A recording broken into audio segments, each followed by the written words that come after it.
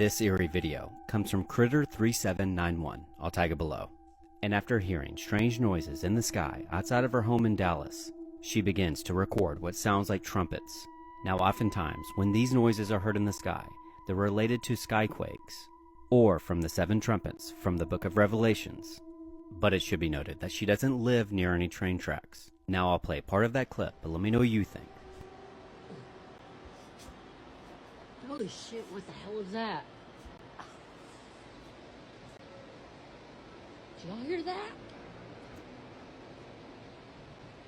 Did y'all see that?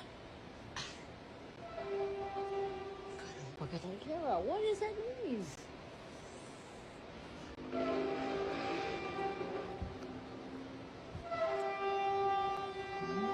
Stop recording.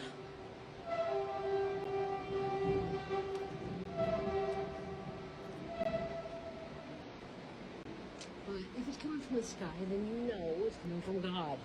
So there's really nothing to be scared of. Now I know what you may be thinking, that this easily could be explained, but it should be noted that this was posted just before the hurricane that ravaged the southeast. But then I found an image that was circulating on Facebook that chilled me to my core. And make sure you pay attention to the center of the storm,